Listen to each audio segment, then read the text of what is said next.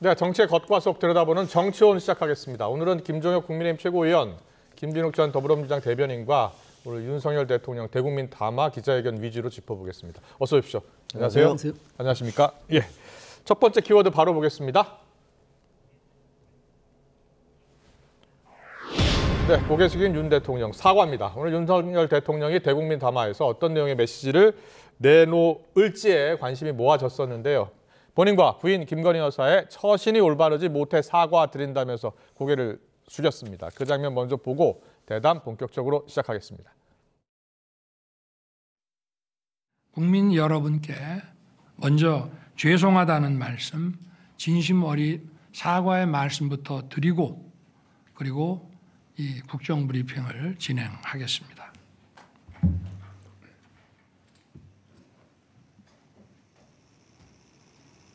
저를 타겟으로 해서 제 처를 많이 좀 악마화시킨 거는 있습니다.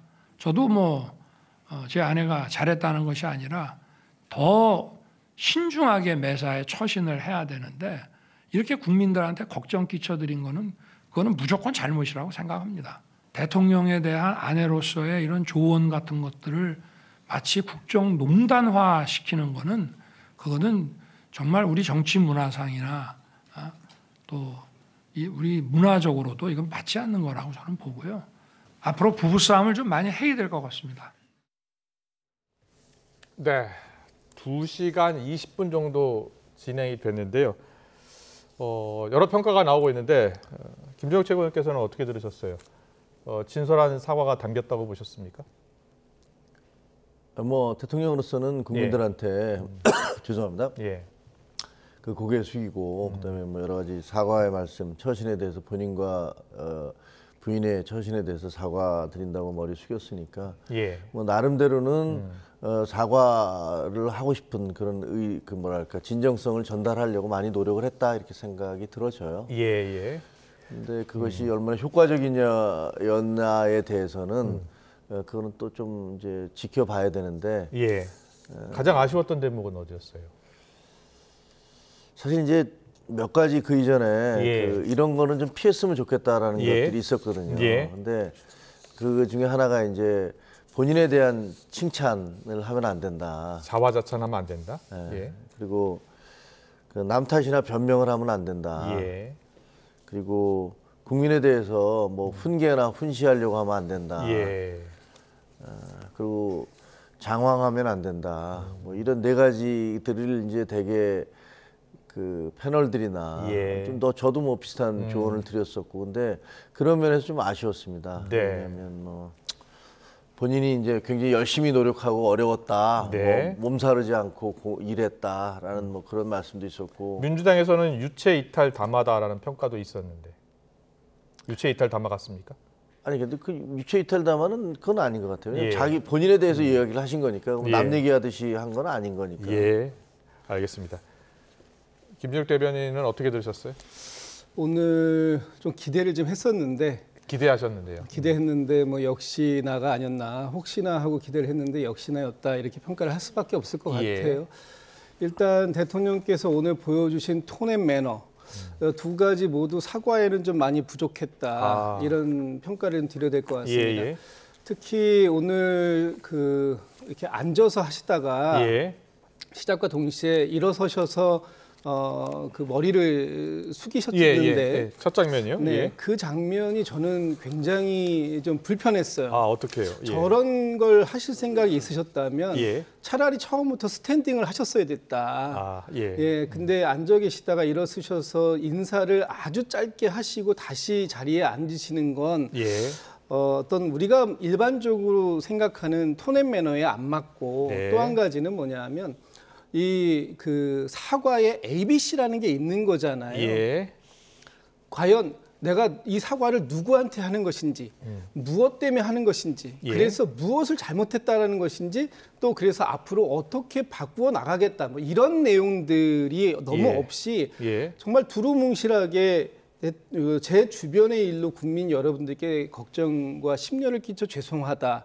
제 주변은 누구를 말씀하시는 건지, 또 또 무슨 일이 그렇게 국민들에게 심려를 끼쳤던 것인지 예. 그 심려를 끼친 부분에 대해서 어떻게 개선해 나가겠다는 것인지 예. 이런 부분들이 조금 더 명확하게 들어 있었어야 됐다. 기자가 한 번 더 물었어요. 한 번 더 물어서 어떤 부분을 어떻게 구체적으로 잘못했고 사과하는 것이냐고 물었을 때 윤석열 대통령이 자신과 본인 아내의 올바르지 못한 처신이라는 표현을 쓰고 사과드린다라고 했고, 또 아내의 조언이 국정농단이라고 생각하지 않는다라고 했고, 또 국민이 원한다면은 여사의 활동도 중단하는 게 맞다라고 했어요. 이 세 가지에 대해서는 어떻게 생각하세요? 그 부분도 사실 좀 많이 부족하죠. 일단 그 사과 관련해서 예. 대통령께서 그 나중에 이제 그 모 기자께서 물어보니까 예. 이게 국민 여러분들께서 오해하시는 부분도 있고 예.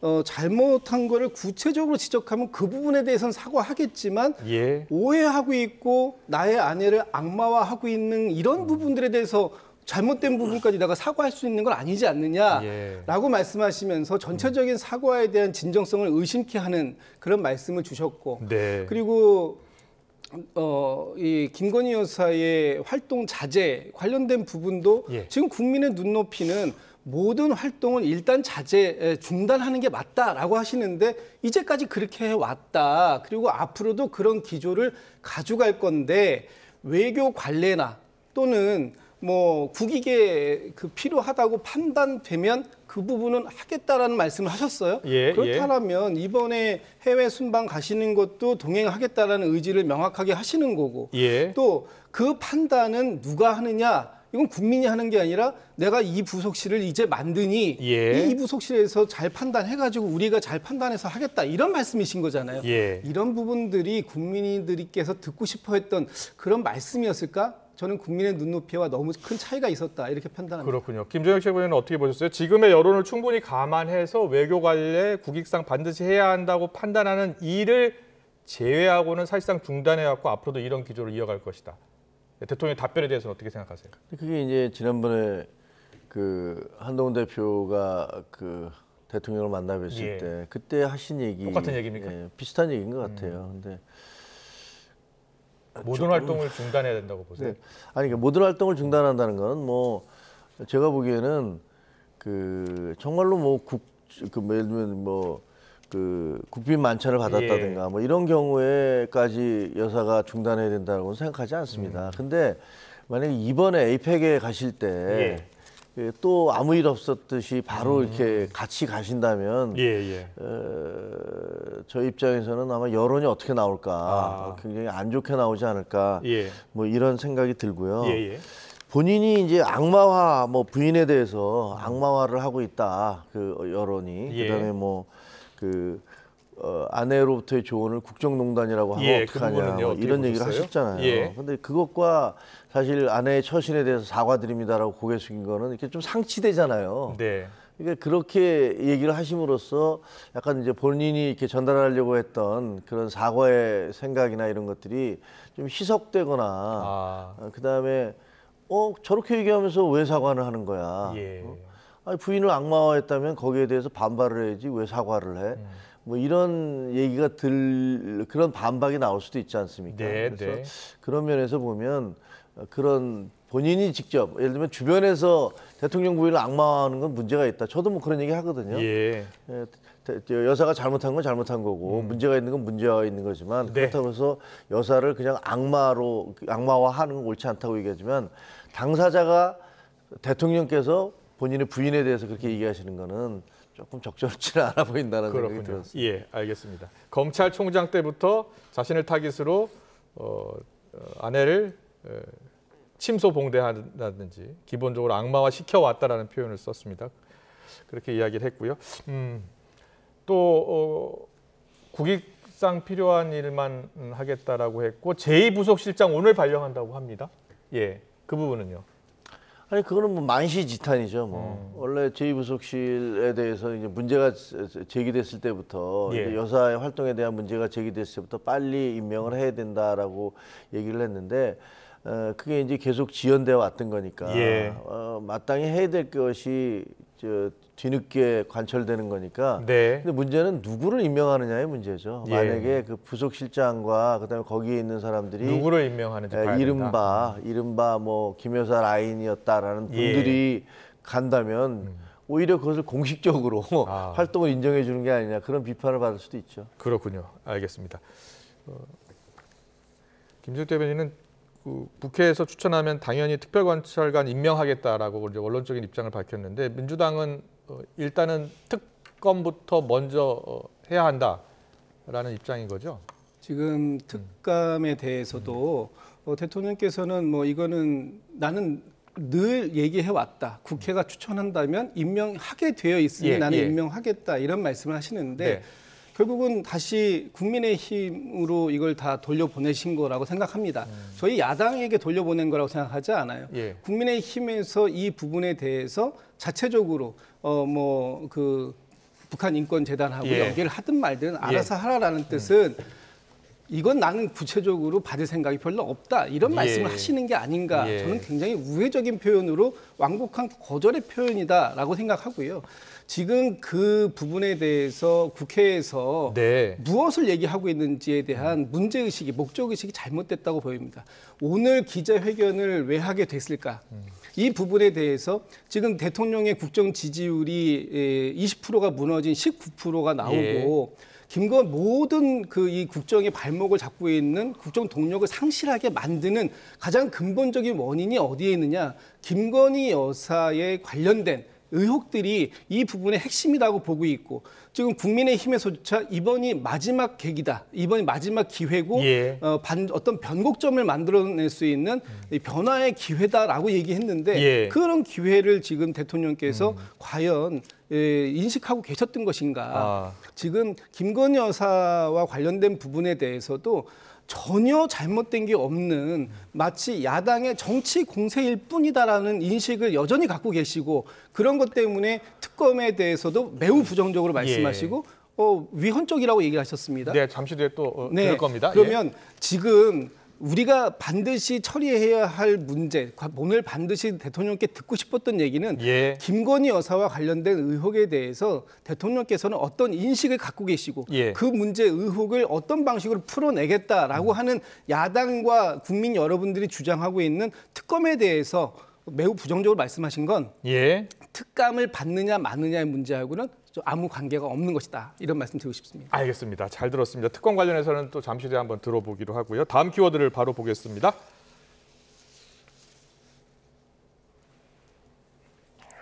네, 다음 키워드 감출 것 없다. 윤석열 대통령이 명태균 씨와 관련한 논란에 대해서 부적절한 일을 한 것 없고 또 감출 것도 없다고 했는데 뭐라고 했는지 들어보겠습니다.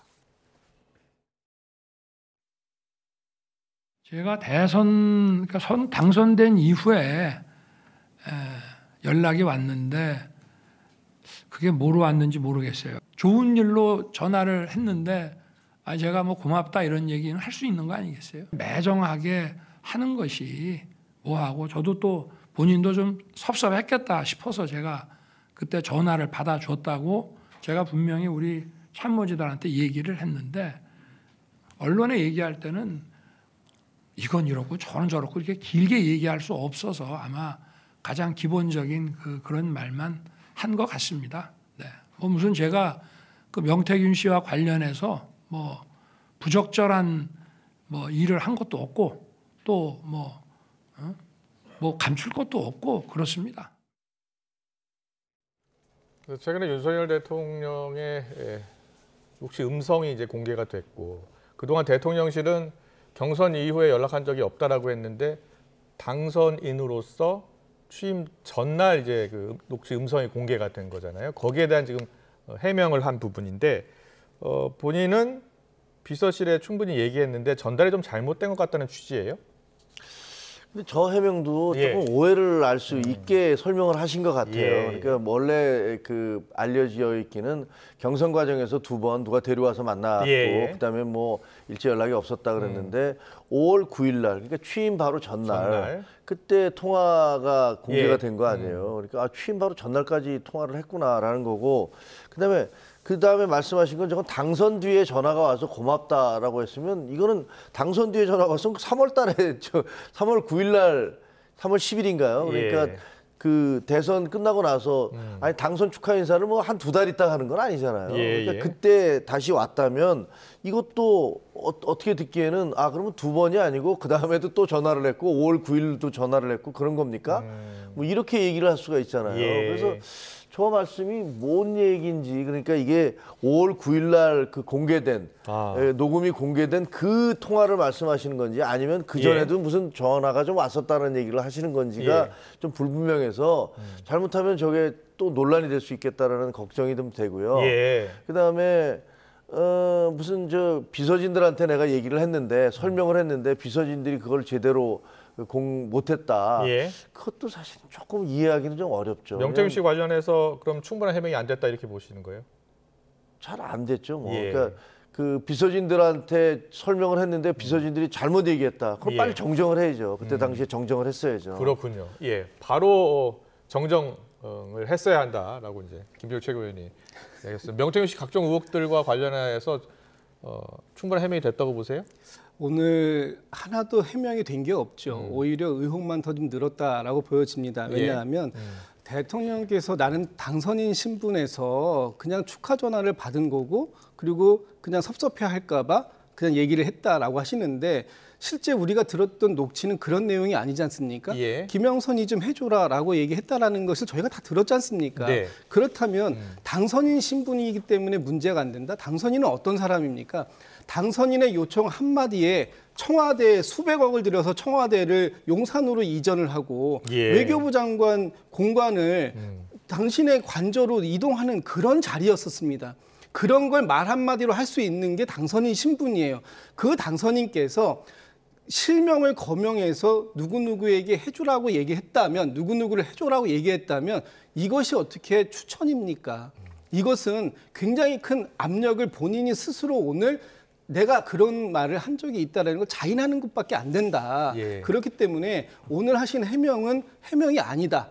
오히려 스스로 이걸 인정하는 꼴이 됐다. 저는 그렇게 판단을 할 수밖에 없다고 봅니다. 알겠습니다. 잘 들었습니다. 자, 명태균 씨 관련해서 대통령의 오늘 설명에 대한 평가를 들어봤고요. 김여사 특검법 관련해서도 좀 들어보겠습니다. 윤 대통령이 오늘 김여사 특검법에 대한 입장도 밝혔는데요. 기존 입장과 크게 다르지 않았습니다. 듣고 오겠습니다. 대통령과 여당이 반대하는 그 특검을 임명한다는 자체가 저게 법률로는 뭐든지 된다는 것이기 때문에 이 자체가 이제 기본적으로 헌법에 반하는 발상이고요. 이미 2년 넘도록 수백 명의 수사 인력을 투입해서 그야말로 그 지난 정부 때는 자기네 사람들 수사할 때는 이거는 불법이다. 별건 수사는 불법이라고 했던 그 별건의 별건을 수도 없이 이어가면서 정말 어마무시하게 많은 사람들을 조사했습니다. 왜냐? 김건희가 나올 때까지. 그런데 기소를 못했지 않습니까? 이거는 사법작용이 아니라 정치선동이다 이 말입니다. 특검을 한다는 자체가 이거는 다른 사람들에 대해서도 이건 인권 유린이 되고요. 네, 이거 김준일 대표한테 먼저 물어볼게요. 민주당 같은 경우에 14일 본회의를 열어서 이 세 번째 김여사 특검법을 반드시 처리한다는 입장이잖아요. 네, 그렇습니다. 네, 보니까 거부권 또 행사하실 무조건 하신다는 의지고 이 정도면 거부권이 아니라 앞으로는 대통령과 여당이 반대하는 그 어떤 특검도 수용하지 않으시겠다라는 말씀을 하시고 계신 거잖아요. 저는 대단히 큰 문제가 있다고 생각합니다. 우리가 지난 민주화 과정 이후로 해서 한 20여 년 동안 열대 번의 특검이 있었습니다. 그 특검이 다 그런 위헌적 행동이었느냐. 지금 대통령의 말씀을 받아들인다면 그렇게밖에 할 수가 없는 것이고요. 바로 직전에 있었던 특검에서도 대통령께서 특검 스타로 떠오르신 그 특검은 그러면 위헌이 아니었었습니까? 그랬기 때문에 본인이 수사를 하신 겁니까? 이렇게 우리가 말씀이 좀 말이 안 되는 말씀을 하신다는 거고 지난 8월에 이런 말씀하셨습니다. 특검이라고 하는 것은 최혜병 특검을 얘기했을 때 수사가 미진하면 나라도 먼저 특검을 요청하겠다라고 하셨는데 갑자기 김건희 여사와 관련돼서라면 어떠한 특검도 받을 수 없다. 이미 지금 검찰이 불기소한 부분이 있고 그 수사가 국민들의 눈높이에서는 매우 미진하다. 그런 요구가 지금 빗발치고 있는 거 아닙니까? 그렇다면 지금 국회에서 얘기하는 특검에 대해서 그러면 국회에서 합의해 오면 내가 받겠다 이렇게 말씀하시는 것이 온당한 말씀이시지 어떻게 지금 이것이 반헌법적이고 미국에서 제가 좀 너무 흥분했는데요. 이 특검 수사도 일사부재리의 원칙이 되어야 한다 또는 인권 유린이다. 그러면 지금 야당이 얘기하는 것은 김건희 여사의 인권을 유린하고 있다는 말씀이십니까? 이런 말씀들이 국민들이 오늘 다 이렇게 듣고 있는 기자회견에서 나왔다라는 건 저는 정말로 경악을 금치 못하겠다 이런 말씀 드리고 싶습니다. 김여철 의원께 또 물어볼게요. 대통령과 여당이 반대하는 특검을 임명한다는 자체가 법률로는 뭐든지 된다는 것이기 때문에 이 자체가 기본적으로 헌법에 반하는 발상이다라는 게 대통령의 설명인데요. 어떻게 들으셨어요? 민주당이 추진하는 김건희 여사 특검법이 그게 특검법의 정신에 어긋나는 건 뭐 맞다고 생각을 합니다. 어떤 점에서? 예를 들면 특검은 원래는 여야가 합의하에서 가야 되도록 돼 있는데 야당이 수적 다수로 밀어붙이고 계신 거고 그다음에 본인들이 이제 특검을 하겠다라고 얘기하시면서 동시에 거기에 그 특검도 우리가 임명을 해야 된다라고 얘기하는 건 제가 보기엔 이해관계 충돌 부분도 충분히 있고요. 그다음에 또 하나는 그 김건희 여사에 대해서 13건인가에 대해서 특검을 하겠다 할 때마다 숫자가 계속 늘어나잖아요. 어디 보도가 하나 나오면 그것도 특검을 넣자. 뭐 또 다른 보도가 나오면 그것도 특검을 넣자. 이런 것은 제가 보기에는 그냥 공세를 펴기 위한 특검이지 그게 진짜로 특검을 받을 만한 내용인 건지에 대해서조차 논란이 있거든요. 그러니까 그렇게 비판을 하는 거는 뭐 저희도 그렇게 계속 비판을 해왔습니다. 근데 대통령께서 어떻게 보면 당신의 부인과 관계된 문제잖아요. 근데 그것에 대해서 뭐 인권유린이자 정치 선동이다 이렇게 얘기하시는 건 저희가 공격하는 거는 저희 당에서 공격하는 거는 그나마 뭐 또 그럴 수 있다고 쳐도 대통령이 그 공격을 하면 이건 당신 당사자인데 당사자가 당신의 부인에 대해서 그렇게 얘기하는 건 어떻게 답변했어야 된다고 보세요, 그러면? 아니 그거는 뭐 그건 그 예를 들면 그 문제점이 있다라는 것들을 뭐 간략하게 말씀을 하셔야 되고 근데 저렇게 예를 들면 뭐 다른 나라 사례까지 계속 얘기하셔야 하게 되면 너무 장황해지고 그다음에 국민들을 막 설득하는 것처럼 보이잖아요. 그러니까 과거에 의정 갈등 했을 때 4월 1일 담화, 54분 담화와 비슷하게 돼버리면 그게 오히려 부정적 효과를 미칠 수 있다. 그런 좀 우려가 들더라고요. 제가 짧게 말씀을 좀 한마디만 좀 덧붙이고 싶은데요. 지금 이해충돌 문제를 말씀 주셨으니까 대통령과 대통령 가족에 관련된 부분입니다. 그렇다면은 대통령께서 특검을 임명하시는 것이 정말 이해충돌이 아닐까라는 부분을 먼저 하나 말씀드리고요. 지금 민주당이 그 추진하고 있는 특검이 너무 범위가 넓고 그리고 특검의 추천 방식이나 이런 데에 대해서 문제가 있다 이렇게 지적하실 수 있어요.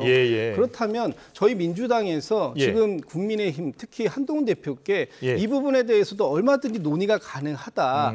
뭐 제3자 추천의 특검 방식이든 아니면 특검의 범위를 뭐 몇 개로 한정을 하자든지 이런 식으로 제안을 해오면 그 제안에 대해서 우리가 충분히 검토할 생각이 있으니 가져오십시오라고 벌써 오래전부터 말씀을 드리고 있습니다.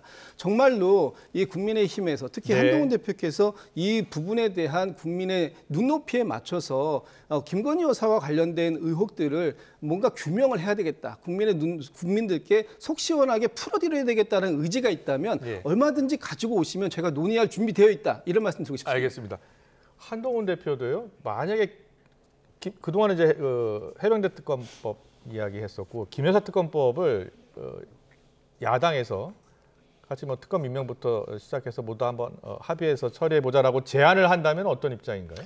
그 야당에서 제3자 해병대 그 해병 그 최상병에 대해서도 제3자 특검법이라고 얘기하면서 올린 법안은 사실상은 그 이전의 법안과 다를 게 없어요. 대법원장이 추천을 하되 거부권을 계속 행사할 수 있고 마음에 들 때까지 사실상 야당이 임명할 수 있다는 거죠? 뭐 그런 거거든요. 그러니까 사실상은 그거는 말이 안 되는 얘기였고 지금 김건희 여사 특검법 관련해서는 저는 야당의 진짜 진위가 뭔지를 모르겠어요. 진위가 뭔지 모르겠다. 자, 특검법을 예. 계속 그 범위를 넓혀가면서 세 차례나 네, 지금 네. 내고 있지 않습니까? 그러더니 장외투쟁을 또 시작했어요. 예. 하나는 특검법을 내놓고 한쪽에서는 그게 아니고 장외투쟁을 시작하면서 공격을 하고 있고, 그러면서 또 다른 얘기는 뭐냐면 예. 그중에서 일부를 발췌해서 당신들과 협의를 하자. 이렇게 얘기를 하고 있어요. 장외투쟁입니까? 원래 내놓은 특검법입니까? 아니면은 뭐 발췌해서 그 여당과 논의를 해보자는 뭐가 예. 진실입니까? 그러니까 저희는 제가 생각하기에는 야당이 만약에 지금 내놓은 특검법 폐기 안 하겠다라고 취소를 하고 예. 장외투쟁하지 않겠다고 하고 그다음에 우리가 한번 논의를 해봅시다. 예. 이렇게 나오는 게 순서지. 자기들은 장외투쟁도 하고 특검법도 계속 내면서 당신들이 가져오면 논의를 해볼게. 이건 아니라고 봐요. 장외투쟁을 하는 것은요, 김건희 여사에 대한 각종 의혹들을 진상을 규명하자. 그것은 특검밖에 방법이 없기 때문에 특검을 촉구하기 위해서 하는 겁니다.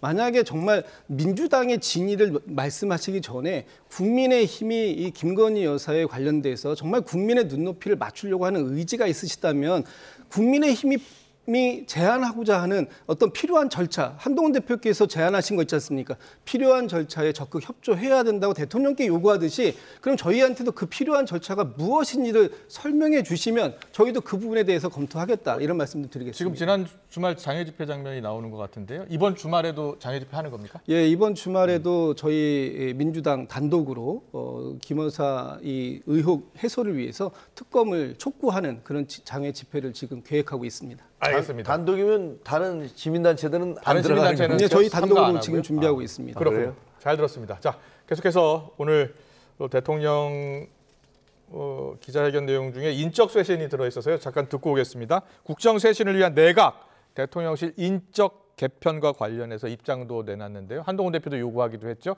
듣고 오겠습니다. 인재를 발굴 물색하고 검증을 하고 또 검증 과정에 별 문제 없어도 이런 인사를 안을 내놨을 때 국민들이 어떻게 받아들일지 고민도 해야 하고 하다 보니까 인사를 해야 된다고 할 때 이거를 빠른 시일 내에 하기가 근본적으로 좀 어려운 면은 있습니다. 그러나 임기 반환점을 맞는 시점에서 제가 적절한 시기에 인사를 통한 쇄신의 면모를 보여드리기 위해서 벌써부터 어떤 인재 풀에 대한 물색과 또 검증과 이런 것에 들어가 있다는 말씀은 드리겠습니다. 내년도에 신속하게 이 예산 집행을 해줘야 또 국민들의 민생이 원활히 돌아갈 수 있기 때문에 그런 것까지 감안해서 그 시기는 저희가 조금 유연하게 생각하고 있다는 점을 말씀드리겠습니다. 예, 최고위원께서는 어떻게 들으셨어요? 인적 쇄신 준비는 하고 있다. 계속해서 인재풀에 대한 물색 검증을 하고 있다라고 하네요. 예.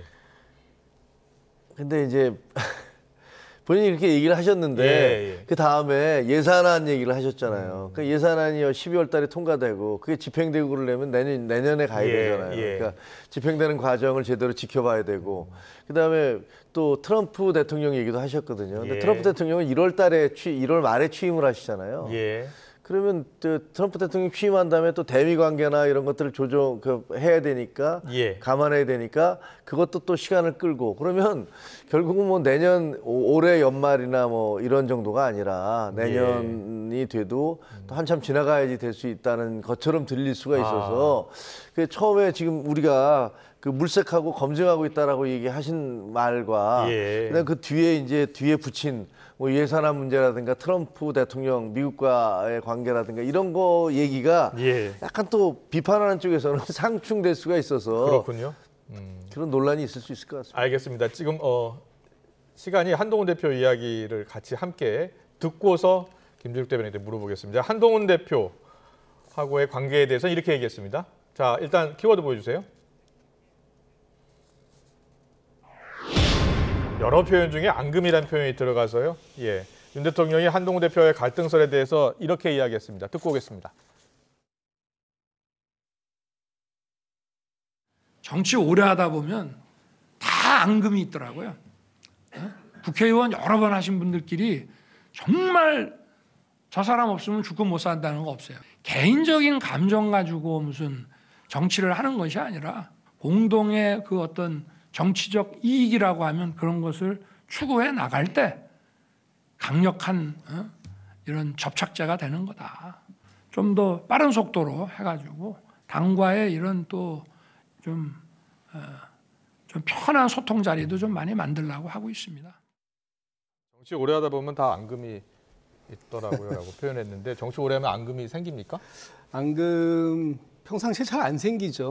특별한 계기가 있어야 생기는데 이미 윤석열 대통령과 한동훈 대표 사이에는 그런 특별한 계기들이 몇 번 있었다. 예. 뭐 이렇게 해석할 수밖에 없는 거고요. 그렇군요. 그렇게 생긴 앙금이 과연 이렇게 함께 일을 열심히 같이 하다 보면 해소가 될지 저는 좀 의문스럽습니다. 예. 지금 한동훈 대표가 이번 기자회견에 앞서서 네. 한 4-5가지 정도 그렇습니다. 인적 쇄신도 주문했잖아요. 요구했고요. 예. 그런 내용들도 사실은 이게 이 정부와 또 국민의 힘이 같이 변화하고 쇄신하는 모습을 통해서 국민들께 다시 신뢰받고자 하는 뜻이었을 것 같은데 예. 과연 오늘 대통령께서 하신 말씀 중에 네. 한동훈 대표가 제안한 걸 과연 몇 개나 수용하신 거냐. 자, 몇 개나 수용한 것 같습니까? 제가 5대 볼 쇄신 때는 요구 뭐 중에? 대국민 사과도 부족했고요. 예. 또 참모진 개편 얘기는 오늘 한 번도 안 나왔습니다. 좀 전에 예. 내각 개편 얘기를 하셨는데 그것도 상당한 시일이 필요할 것 같다라는 전제를 다셨기 때문에 예. 참모진 같은 경우에도 하나도 없었고 예. 내각도 없고 김건희 여사 활동 중단은 이미 그렇게 해오고 있지만 해외에 나가는 거나 이런 건 우리가 알아서 판단하겠다라는 말씀하셨으니까 저것도 뭐 사실상 수용 거부고요. 특별감찰관 임명 당에서 추천하면 하겠다라고 하니까 예. 사실 저 어떤 것도 제대로 수용된 건 없다. 그렇다면 한동훈 대표가 이제 이 시간 이후에 어떤 반응을 보일지 저는 뭐 거기에 주목을 좀 해보겠습니다. 네. 김정혁 최고위원은 어떻게 보세요? 5대 쇄신 요구 중에 얼마나 담겼다고 보십니까? 조금씩 건드리신 건 맞죠. 예. 다 말씀을 하셨는데 근데 지난번에 뭐 대표하고 만났을 때 하셨던 말씀 이상으로 진전된 건 없는 것 같아요. 예. 그러니까 그런 면에서는 좀 많이 아쉽다라고 말씀을 드릴 수 있겠습니다. 예. 자, 오늘 시간 관계상 여기까지 좀 들어야 될 것 같습니다.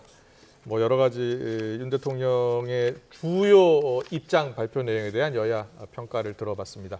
지금까지 김종혁 국민의힘 최고위원, 김진욱 전 더불어민주당 대변인과 함께 짚어봤습니다. 말씀 여기까지 듣겠습니다. 잘 들었습니다. 고맙습니다. 감사합니다.